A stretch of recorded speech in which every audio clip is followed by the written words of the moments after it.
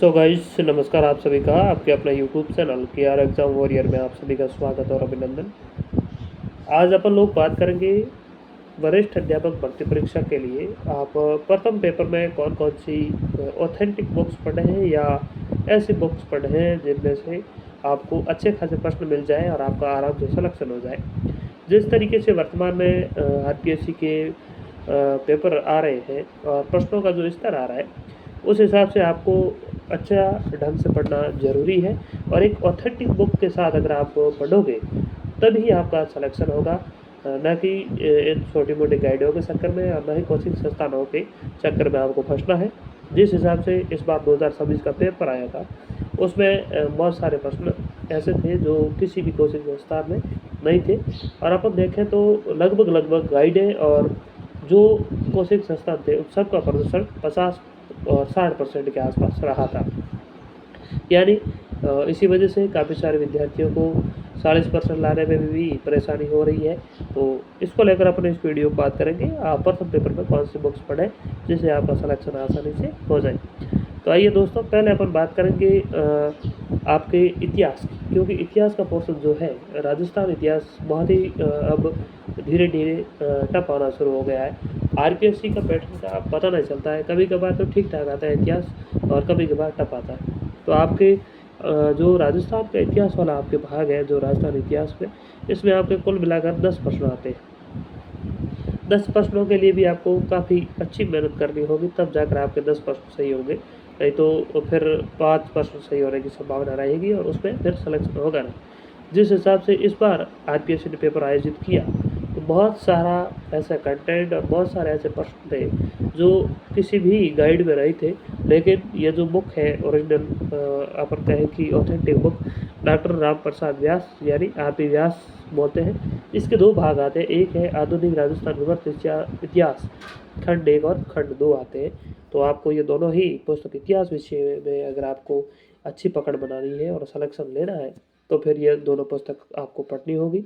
बाकी देखिए, किसी भी तरीके की आपको यूँ कहें कि गाइड या फिर और अन्य कोचिंग संस्थान के चक्कर में नहीं फँसना है, क्योंकि मैं बात करूँ, इस बार लगभग 20 से 22 हज़ार विद्यार्थी टेस्ट सीरीज में कलाम पब्लिकेशन से जुड़े हुए थे और कलाम पब्लिकेशन का इस बार अपन देखें सेकंड ग्रेड में सबसे निम्न स्तरीय प्रदर्शन रहा है, क्योंकि पता नहीं RPSC किस तरीके से पेपर बनाती है या फिर कोचिंग संस्थानों को टारगेट करती है या नहीं।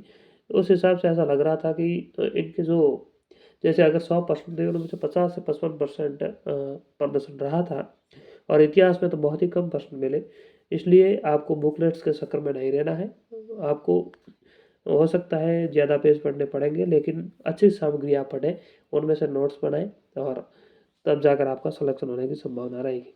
तो राजस्थान के इतिहास में आपको यह पुस्तक आपको पढ़नी चाहिए। आधुनिक राजस्थान का वृत्त इतिहास है, इसके 2 भाग आएँगे, आप दोनों लाकर पढ़ सकते हैं। ज़्यादा बड़ी किताबें नहीं है इतनी, आपके जो सिलेबस में है उस हिसाब से आपको पढ़ना है।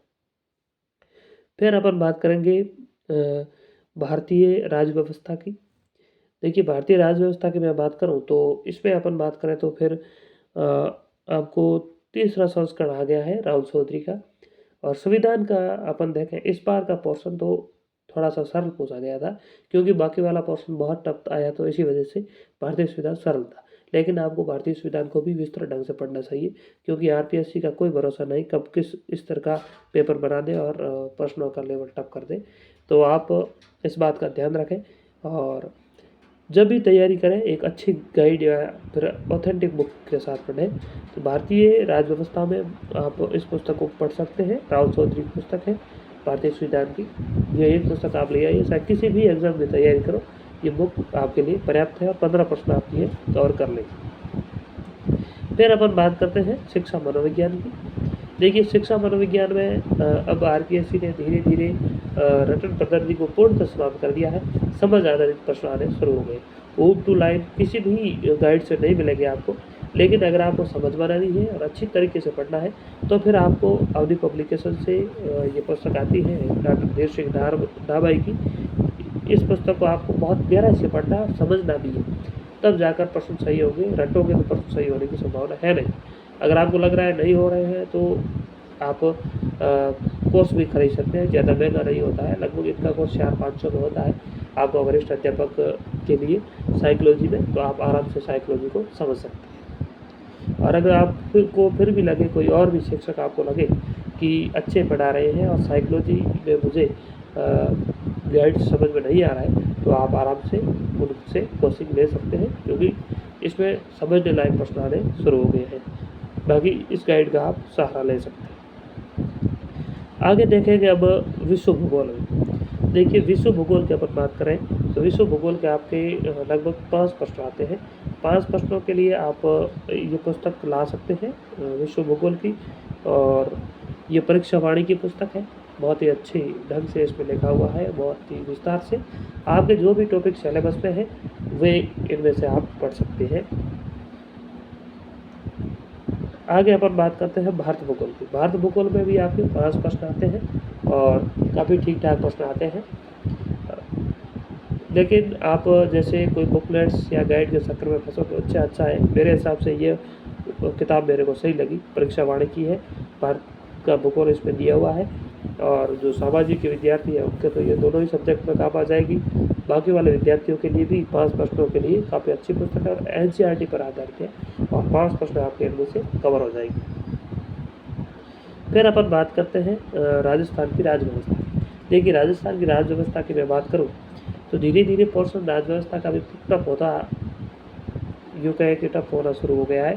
काफ़ी अच्छे ढंग के प्रश्न आ रहे हैं, आपके भी 10 प्रश्न आते हैं सेकंड ग्रेड में, और 10 में से बात करें, इस बार इस पुस्तक का प्रदर्शन 8 कर रहा था, यानी 2 प्रश्न नहीं मिले, तो 2 प्रश्न बहुत ही टफ लेवल के थे, इसलिए इस पुस्तक में से नहीं मिले। इसका 8वां संस्करण आ चुका है, और आप राजस्थान राजव्यवस्था के लिए इस पुस्तक को देख सकते हैं। मेरे को राजस्थान में सबसे बेस्ट बुक यही लगी, बाकी आपकी इच्छा है आप कहीं से भी पढ़ें, लेकिन अगर आप बुक्स की बात करेंगे तो ये पुस्तक काफ़ी अच्छी है, आप इसको पढ़ सकते हैं। आगे अपन बात करते हैं, 1-2 बुक और थी, मैं ऐसे ही आपको इसमें दिखा देता हूँ और कौन कौन सी देखनी है। आगे अपन बात करते हैं तो राजस्थान के भूगोल में। देखिए, राजस्थान भूगोल में आपको क्या करना है, राजस्थान भूगोल में आपको पुस्तक आती है दीदवाल पब्लिकेशन की, उस पुस्तक को आप पढ़ सकते हैं राजस्थान भूगोल में, और काफ़ी अच्छी पुस्तक है। गाइड है, लेकिन फिर ऑथेंटिक गाइड की अपन बात करें, हरिवंश सक्सेना ऑथेंटिक गाइड है, लेकिन उनमें से फिर इतने प्रश्न आते नहीं है, क्योंकि भूगोल में थोड़ा कर रिलेटिव प्रश्न ज़्यादा आते हैं, इसलिए आपको इस गाइड को आप पढ़ सकते हैं। मैं ये गाइड आपको सजेस्ट करूँगा। इतिहास की अपन बात करती, फिर कला संस्कृति की बात करें तो पप्पू सिंह प्रजापति की कला संस्कृति की अभी एक पुस्तक आने वाली है, वो पुस्तक आप ले आइए। कला संस्कृति में भी काफ़ी अच्छे प्रश्न आ रहे हैं, काफ़ी अब डीप पढ़ना पड़ेगा आपको, तो कला संस्कृति में वो आप पढ़ सकते हैं। तो इतिहास, राजस्थान इतिहास की अपने बात करती, राजस्थान भूगोल की बात कर ली, राजस्थान कला संस्कृति, भारतीय राजव्यवस्था, राजस्थान राजव्यवस्था और विश्व भूगोल और पोषण की अपने बात कर ली। अब इसे आपके टॉपिक बचते हैं भारत की विदेश नीति, और 2-4 टॉपिक और है, जैसे प्रवास वगैरह कुछ ऐसे आते हैं, इकोनॉमिक्स वाला जो भाग है। इसके लिए आप कोई भी करंट रिलेटिव गाइड, यानी उसी साल जैसे आपका एग्ज़ाम होगा उसके आसपास कोई गाइड है वो आप ले आइए, उनमें से आप पढ़ लीजिएगा, क्योंकि 5-7 प्रश्न उनमें से आएंगे और आपके वहाँ से कवर हो जाएगी। और अगर इतना भी आपने तैयार कर लिया जो मैंने पुस्तक बताई है, तो आप जो विदेश नीति है और प्रवास वाला जो टॉपिक है, और भी 2-4 टॉपिक है, वे अगर आप 50% भी सही करके आ गए तो बहुत ही शानदार प्रदर्शन आपका रहेगा और सिलेक्शन आराम से हो जाएगा।